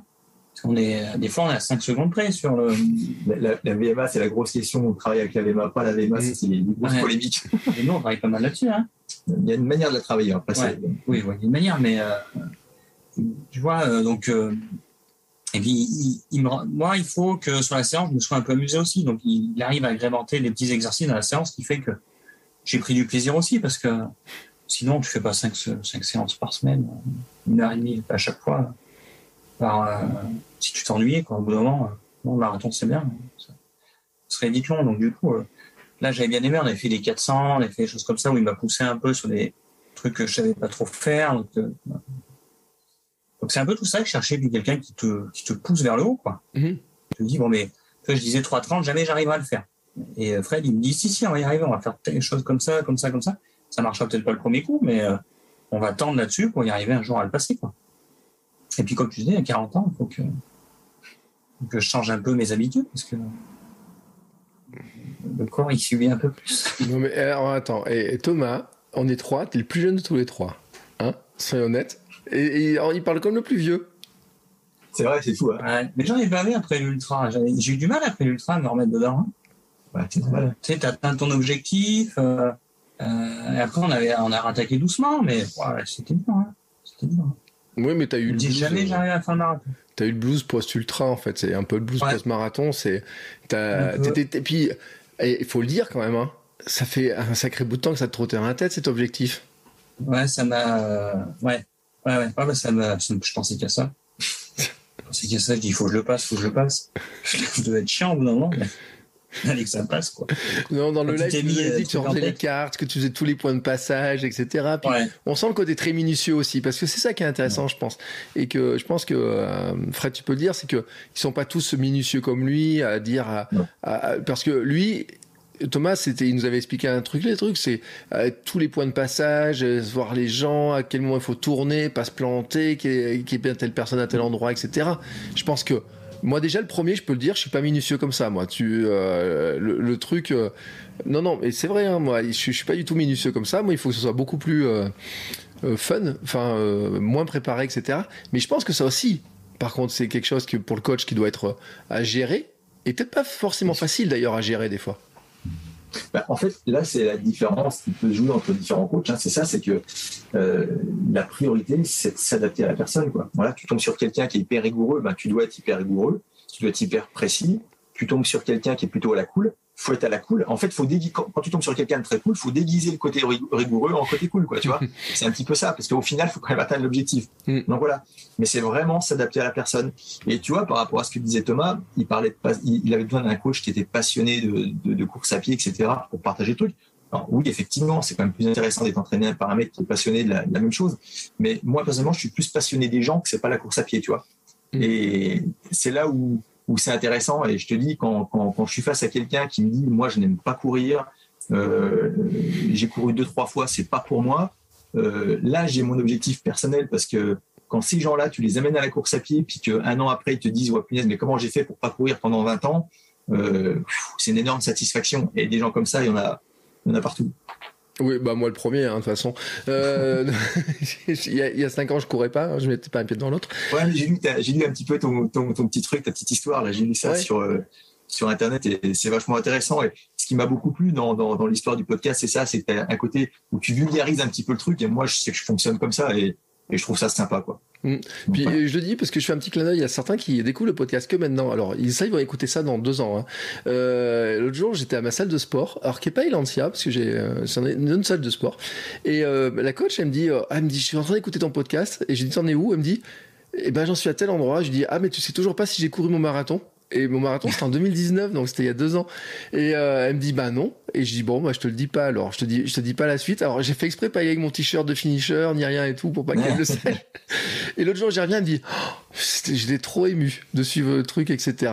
Et je me dis le coach aussi il doit avoir de l'émotion quand il voit quand il court avec son Thomas là, à l'arrivée là. Ah ouais, je te cache pas, c'est prenant, hein, c'est prenant. Hein. Parce que je te dis, tu parles d'émotion, tu vois, et quand t'as un mec comme ça, tu sais que quelque part, parce que pour Thomas, c'était quand même un objectif, je vais pas dire l'objectif de sa vie, mais ouais, on s'en rapproche, quoi. C'était quelque chose qui voulait vraiment réussir. Et quand tu l'atteins, quand il le réussit, je le réussis, quoi. Hein, c'est exactement la même chose, quoi. Hein. Donc voilà. Et tu vois, moi, à titre personnel, je fais encore beaucoup de courses à pied, j'ai un niveau de performance qui tient à peu près la route, je m'entraîne beaucoup, etc. Mais je suis 100 fois plus satisfait quand j'ai un athlète qui atteint son objectif, qui prend plaisir à l'atteindre, que quand moi, je vais réussir mon truc, quoi. Non, alors maintenant, je vais renverser la question. C'est quand quelqu'un qui cherche un coach, qu'est-ce qu'il doit regarder chez un coach, en fait, avant de le choisir, coach? C'est moi qui pose la question. Oui, parce que Thomas, il m'a répondu, mais...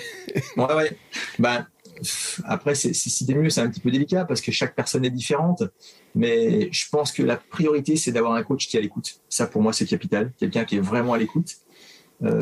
Pas forcément, alors je m'excuse pour les super performeurs et compagnie, mais pas forcément le mec qui est le spécialiste du 10 bornes, parce que tu as des fois des gens qui vont être exceptionnels dans la discipline, qui vont être champions du monde de leur discipline, mais qui vont pas avoir la pédagogie pour accompagner, pour suivre, pour guider.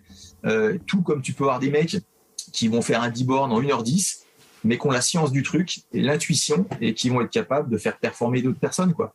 Donc voilà. Alors après, c'est sûr que quand tu tombes sur le coach qui est à la fois à l'écoute, a le feeling, a le côté performeur et tout ça, bon ben on peut dire que tu chopes le bon coach.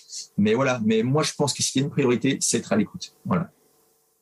Et donc c'est pour ça que c'est important aussi de regarder quelles sont les méthodes de travail, parce que l'histoire du coup de téléphone là comme ça, c'est pas anodin, hein, cette histoire-là, parce que quand on regarde un peu les programmes de coaching, il y en a où ils font que de la distance, mais beaucoup par mail, pas trop par téléphone. Il y en a ils font beaucoup de téléphone, il y en a ils font j'ai envie de dire presque payer le coup de téléphone, hein, on se rend compte, hein, dans les trucs, hein, où ils disent c'est 3 fois plus cher si tu vas avoir un coup de téléphone, si t'en as pas, sinon je t'envoie que les trucs par mail. Donc quelqu'un qui est comme Thomas, qui a besoin d'avoir le coup de téléphone, qui a besoin de discuter, etc., de savoir comment le coach il travaille, c'est super important de se mettre au clair là-dessus. Bien sûr.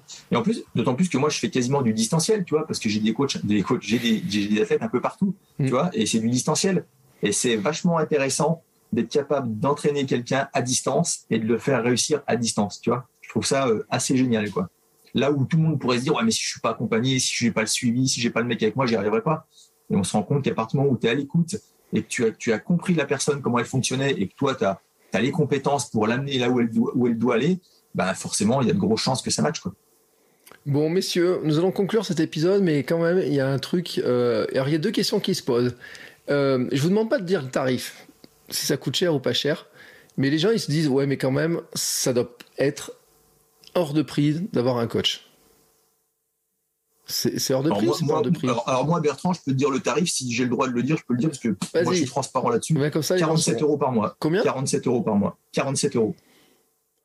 47 € et t'appelles les gens au téléphone? Ouais. Ils t'appellent 5 fois par semaine, des fois. Alors, 5 fois par semaine, c'est parce que Thomas est très demandeur et quand j'ai la disponibilité, je le fais. Mais dans le contrat, en fait, c'est un appel par semaine. Voilà. Après, si la personne a besoin que je l'appelle 2 fois, que j'ai la disponibilité, je vais répondre. Je vais pas dire, il a eu son appel, je ne l'appelle plus. Je suis pas comme ça. Mais voilà, il y a un moment donné, il faut être réaliste. C'est au moins un appel par semaine. Par contre, après, par texto, par mail, je dis pas que je réponds à la seconde, mais dès que j'ai un moment, je réponds. Bon, bah voilà, déjà on a répondu à cette question-là. Et donc maintenant on a fait du teasing parce qu'on a dit que vous prépariez d'autres objectifs, messieurs. C'est quoi? Moi, je suis curieux. Alors là, franchement, t'as commencé à parler de vitesse, parler de 3,30 au marathon, des choses comme ça. C'est quoi, Thomas, que tu prépares? Alors là, je prépare le marathon de Colmar, qui est le 12 septembre. Ouais, c'est ça. Le 12 septembre. Et donc c'est un marathon assez plat, assez réputé aussi. Et du coup, alors mon record c'est 3,38. J'aimerais 3,35. Et on travaille pour descendre en dessous de 3,35 et se rapprocher de 3,30. Ça, c'est le premier objectif. Le deuxième, ça sera le semi de Cannes, au mois d'octobre. Ça fait 2 ans que j'essaie de le faire, qu'il est annulé avec le Covid. Donc celui-là, j'espère qu'on va le passer. Et après, on va voir. Après, j'aimerais faire la Saint-Élion en hiver. Donc voilà. Et puis, j'allais monter de la Pudiase au mois d'août, là, mais c'est plus la parenthèse. C'est plus la petite friandise. Sa petite friandise, ouais.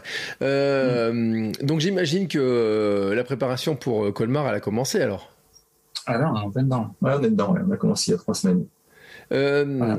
En 2 mots, qu'est-ce qu'il faut pour préparer un marathon comme ça et arriver justement à gagner ces 3-4 minutes là qu'il a envie de gagner son marathon? C'est bien suivre le programme, tout simplement. Et après, voilà, c'est un peu ce qu'on disait en introduction, c'est qu'il faut avoir la volonté, il faut se donner les moyens, il faut que l'entourage suive, etc. Mais il a une femme qui est formidable et qui le suit à 100%, donc ça c'est super sympa pour lui. Et voilà, et à partir du moment où le programme est suivi, que la tête va bien, il n'y a pas de raison que ça le fasse pas. Après, effectivement, ça passe par du travail, parce qu'il faut appeler un chat, ça reste du travail, et il faut s'en donner les moyens. De toute façon, comme je dis, c'est valable pour tout dans la vie, on n'a rien sans rien. Donc voilà, faut bosser un petit peu, mais ça reste du plaisir, parce que ça permet d'être performant, puis d'avoir un corps en bonne santé.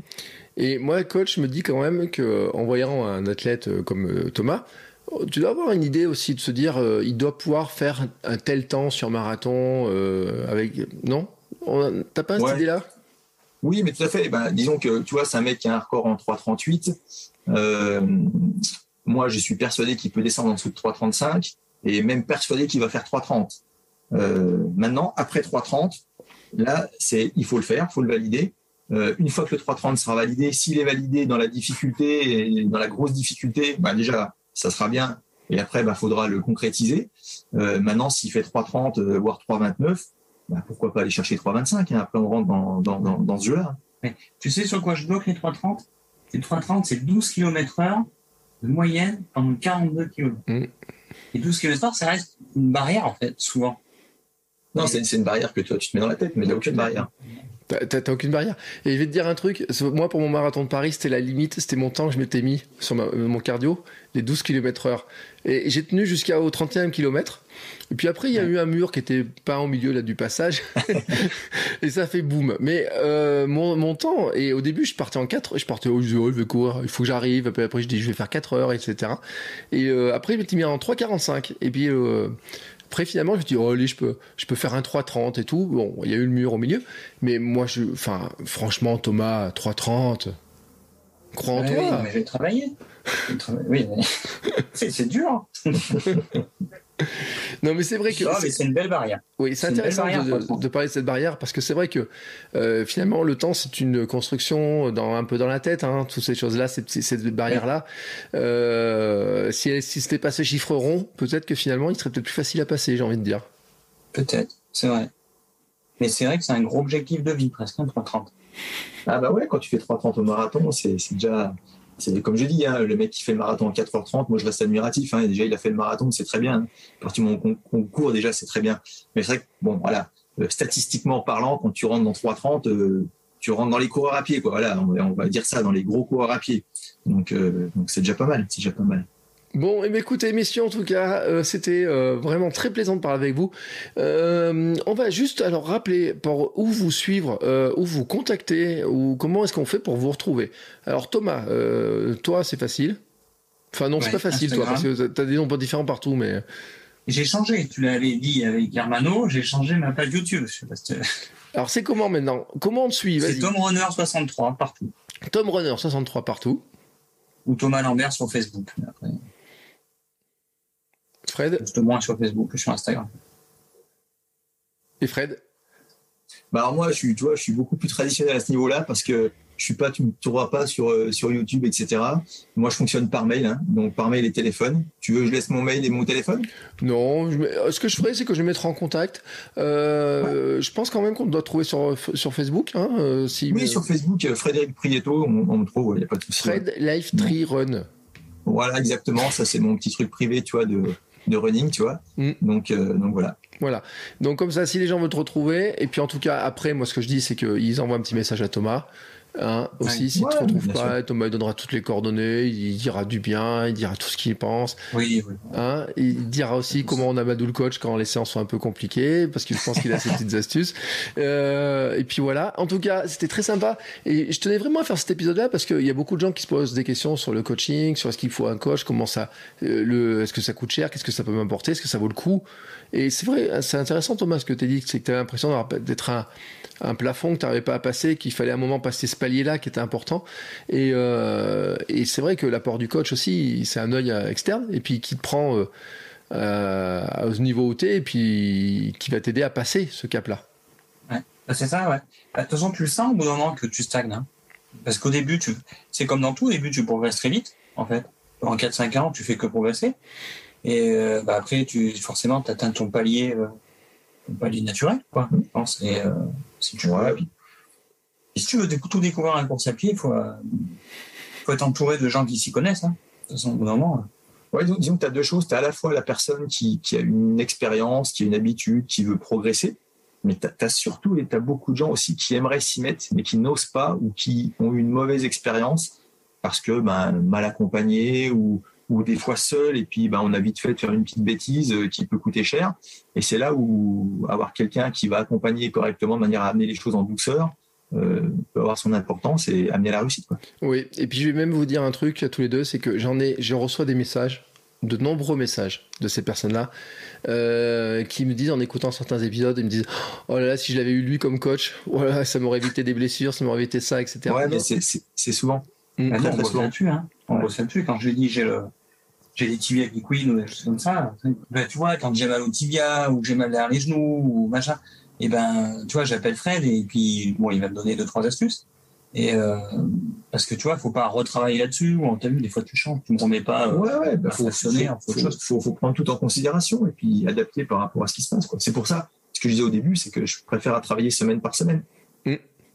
Donc voilà, c'est traumatisant pour le corps, la course à pied. Ouais, mais c'est sûr. Tu vois, d'ailleurs, l'application sur laquelle je travaille en termes de développement, c'est ça, c'est pour apporter vraiment une application qui sera dédiée et qui pourra permettre de toucher un maximum de gens.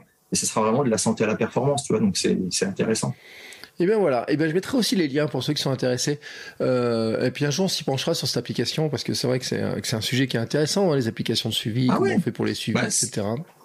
Si tu veux qu'on fasse un petit post quand elle sera prête à sortir, ce sera avec plaisir. Avec plaisir, évidemment. Et bien, sans aucun problème. Écoutez, mais maintenant, aujourd'hui, écoutez, on a fait une belle petite... Alors, je sais pas si on appelle ça une sortie longue, coach. On a 1h20 d'enregistrement. C'est déjà une belle sortie, 1h20. Ouais, c'est bon. On est dans la sortie longue. Ouais, c'est parfait. On y valide. C'est bon, coach a validé. Donc on va pouvoir terminer cet épisode-là. En tout cas, merci à tous les deux pour le temps passé, pour les conseils, pour l'approche, pour le fonctionnement de votre petit couple. En fait, vous avez prévu un petit couple comme ça, c'était trop mignon. Et puis, en tout cas, je vous remercie. Thomas, je te souhaite du succès dans tes projets. Ouais, merci. Moi, j'y crois à 330. Sincèrement, Thomas, t'es affûté, t'es préparé et tout, moi j'y crois fort. S'il faut te réinviter pour que te dire tu fais 3:30, je te réinvite. Si tu veux, on peut le faire, il n'y a pas de problème, on peut faire des lives sur Instagram, etc. Il n'y a aucun problème. Fred, merci beaucoup aussi pour cette vision, parce que c'était intéressant justement d'avoir la relation entre les deux, d'avoir cette vision-là, et puis de montrer aussi qu'il y a des philosophies de coach différentes entre ceux qui font beaucoup de volume, ceux qui préfèrent la qualité au volume, etc. Parce qu'il y a beaucoup de choses. Et en tout cas, merci beaucoup. Merci Fred aussi donc pour ce temps. Et puis, bonne préparation des autres athlètes, parce qu'il y a Thomas puis il y a les autres. J'espère plein de succès pour toi et tous tes athlètes. Et puis toi aussi personnellement.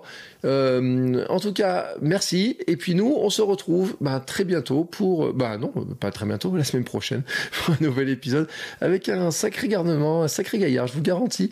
Vous allez voir, en matière de défis, je pense que Thomas, il est largement au-dessus de toi. Ça, tu verras, ce sera la surprise. Oula, alors attends. Ciao, ciao. Ciao, merci. Merci Bertrand, salut, ciao. Salut. Bon, c'est encore moi. J'ai un dernier petit mot à vous dire avant de vous laisser écouter un autre épisode de podcast. Si vous avez apprécié cet épisode, je vous invite à vous abonner, bien entendu, au podcast. Vous pouvez le faire sur Spotify, Apple Podcasts et tous les lecteurs de podcasts. Mais aussi, si vous le voulez, à laisser une petite note 5 étoiles sur Apple Podcasts. Vous savez que ça aidera le podcast à se faire découvrir et à permettre à plein de gens de découvrir aussi les vertus du mouvement. Allez, ce coup-là, je vous laisse et je vous souhaite à tous une très belle journée.